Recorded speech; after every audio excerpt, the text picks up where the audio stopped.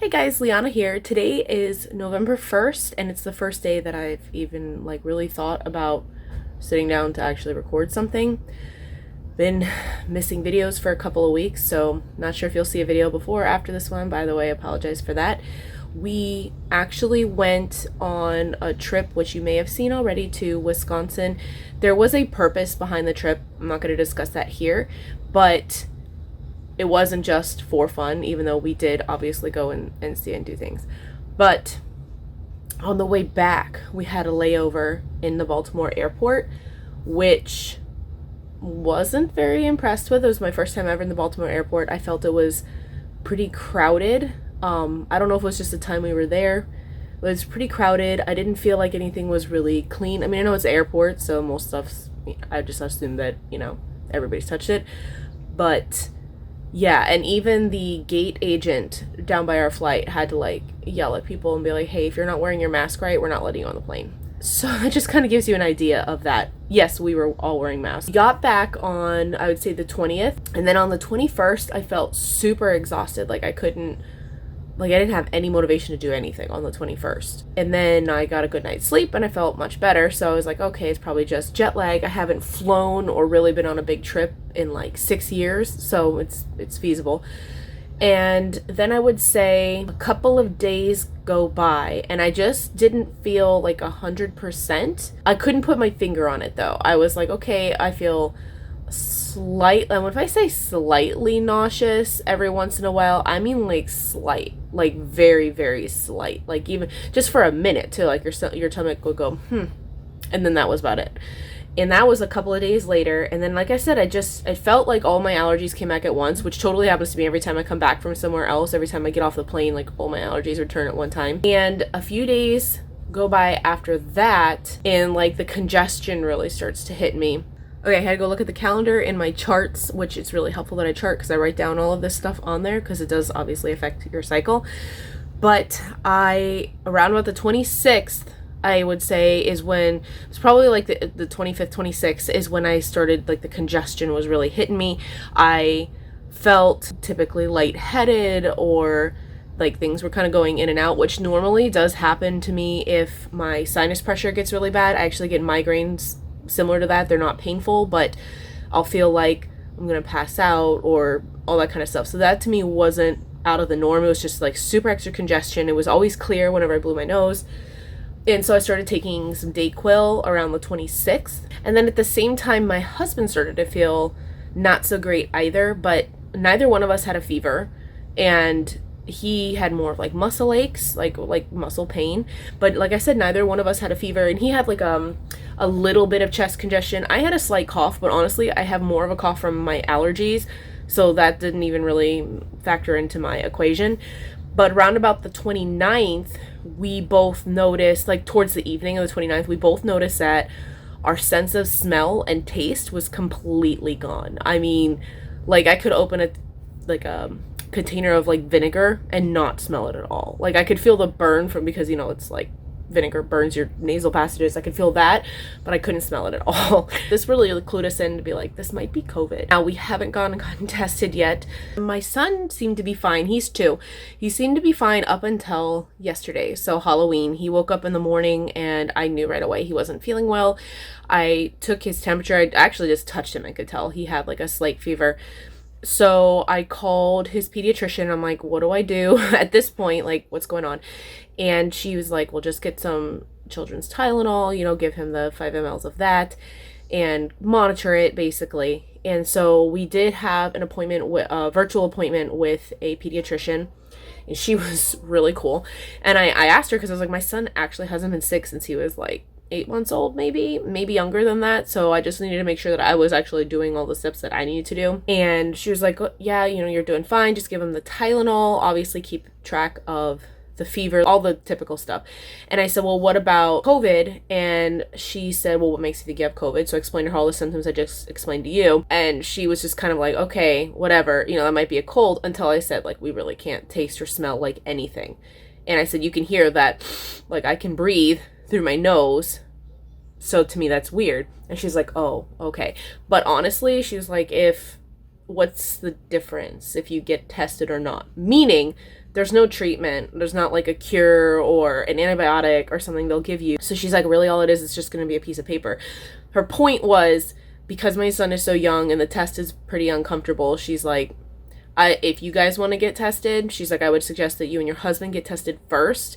And then that way, if you do end up, if it is negative, then you wouldn't have put your son through all that. But if it is positive and you want to get your son tested, I'm going to have to find a special place to do it, because most places, like pharmacies and stuff that offer them, don't do anybody under the age of 12.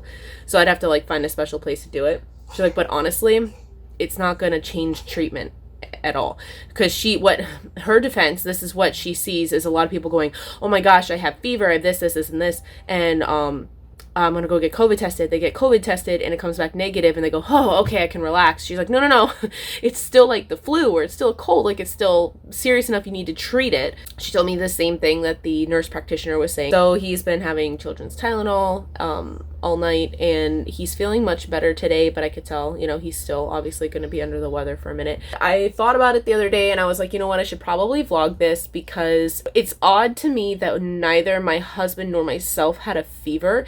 To me, it makes sense that my son did, because he is so young and he's never really been sick before, and his body, he's kind of like my husband in that they heat up really quickly. Not like their fever doesn't spike. It's not like that. They get warm to burn off the illness.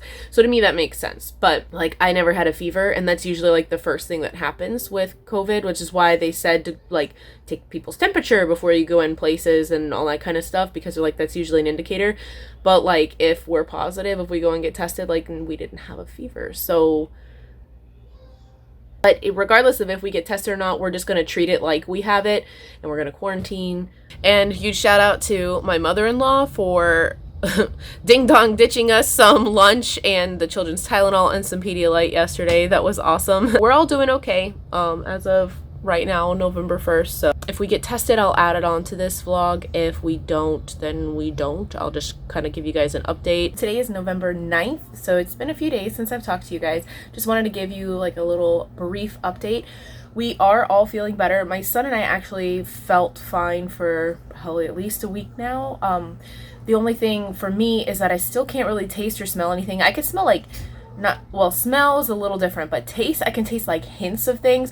So it tasted like, if like the flavor was created in this truck, it was like the next truck over, or like 2 trucks down, it's like flavor adjacent. Like, I can taste sweet things, but I couldn't tell you if it's like strawberry or chocolate, but I know it's sweet. And I can taste salty things. As far as smell goes, occasionally, like, I'll wake up in the mornings with like a sweet smell trapped in my nose, which reminds me kind of Golden Grams and my magnesium lotion. If you've ever used magnesium lotion, you know the sweet smell I'm talking about. But it does go away, so I'm not sure if that's like something healing the inflammation, obviously, up in my sinus passage where it's blocking the smell receptors. So I have no idea about that. And digestive tract is still like off and on issues. The same with my son. He has off and on digestive issues, like it'll be normal for a little bit and then it won't be. Both of these, the smell and the taste and the digestive issues, I've talked to other friends who've had COVID and I've researched it, and a lot of people say it takes about a month for that to return. So you're not even contagious. It's just that symptom kind of lingers a little bit. So I'm honestly not expecting to be able to taste anything even at Thanksgiving. if we go to Thanksgiving, that's a big if. So there's that. Or if I do, it's just there. My one friend said it was just kind of one day she realized she could taste something because it had been so long since she could taste things, which really kind of sucks, because I'll tell you, well, it sucks, and it's also a slight pro. I'll say the slight pro of not being able to taste your food is you tend to not overeat, because you're really just kind of eating to fulfill a need, like a biological need to eat. And I'm so sorry if you can hear my dishwasher going in the background. I just thought about that. But it sucks because you can't taste anything. So like when you do eat something, you're not getting any kind of feedback or enjoyment from it whatsoever. So you really have to pay attention to like expiration dates and all kinds of things, because you can't smell or taste if it's gone bad. And it's just not enjoyable to eat, honestly. Definitely lost weight, not like some major amount, but I'd say a few pounds. Again, I don't really, if you've seen any of my other vlogs where I talk about weight loss, I don't really measure myself on a scale so much. Plus, I think my scale is kind of like going. It's an older scale. But I don't really do that. I kind of pay more attention to how my clothes fit, or I will like measure my waist and stuff, and that I can definitely tell, despite being on my cycle right now, that I have lost weight and lost inches, because normally I gain like 3 to 5 pounds and like an inch or two around my waist from like water weight around and bloating around that time. And even with that, I still was smaller than I was when I last measured, which was last month sometime. So there is that. Not the way I would have wanted to lose weight, but it's happening anyway. My son, his congestion sounds mostly gone in his nose. He's just got a little bit lingering, so I've been giving him some congestion medicine, which may or may not be allergies at this point, because I still have congestion. I know I still have inflammation up here because, again, I can't smell or taste anything, but I also do have congestion. It is not anything major. It kind of feels like my normal allergies, but also I'm keep looking outside. There's a window right here because I'm in my son's room, and there's a hurricane. But it is kind of overcast and rainy, which, bringing me back to my point, I do have like weather related migraines and allergies. Luckily my migraines aren't painful, but definitely when big storms like this are coming through, I can tell for like days leading up to it. So I think part of that is my problem. My husband, on the other hand, for a minute there, he wasn't getting better. He would get either slightly worse or stay about the same. He would feel weak and dizzy every time he even sat up, to where he was just kind of like laying down most of the time. He could go to the bathroom and stuff like that, but he wanted all his meals in his room and all kinds of stuff. And it was touch and go for a minute, to where we were like, do we need to take you to the hospital or not? But he ended up feeling better the next day, when he was like, let me decide if we're going to go or not. And then he was like, no, I feel better. And he has gotten better every day since. So there's that. He still feels a little, he still feels exhausted. He still has chest congestion, but I'm not going to say it's like major or even moderate. It's more like mild. He says he can feel fluid in his lungs, and I can hear him coughing, and he does get into these spasms sometimes where it's not a productive cough. It's just kind of like, you know, sometimes you get into like a coughing groove and then all of a sudden you're just like, you just keep coughing. But it's not anything major. It's not like obstructing his breathing. He doesn't have a difficult time breathing or anything like that. And again, the exhaustion and the feeling weak, but he has the same no taste, no smell issue I do.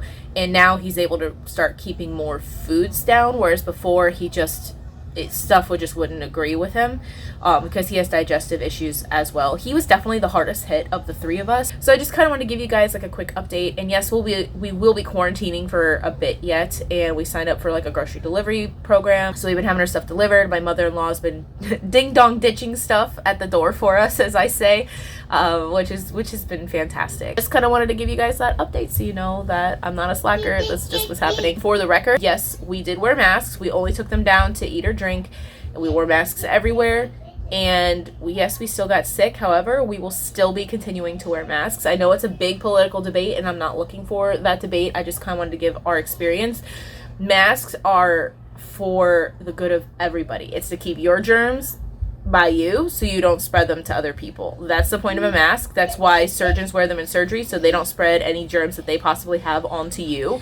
That is why you wear a mask. That's the point of wearing a mask. I realize that masks aren't foolproof because people wear them incorrectly. They are just like a lot of cloth masks, like you can feel your breath through them, like, which is obviously not doing much of anything, but it still helps the spread. You know, like if somebody pees on you with no pants and underwear, you're gonna get a lot more pee on you than if they're wearing underwear or pants. You know what I mean? So kind of like that analogy. So yes, we will still be continuing to wear masks. I still will do that, obviously. And also, it was super helpful when it was cold outside up north because it kept you warm. So yeah, this has been our vlog on how we got COVID, even though we wore masks. Just happens. And we're OCD people too. We cleaned everything. If you like this vlog or are curious to see my update after our quarantine, make sure you hit that subscribe button down below. I have all my social media links down below as well, and I will see you guys next time. Bye!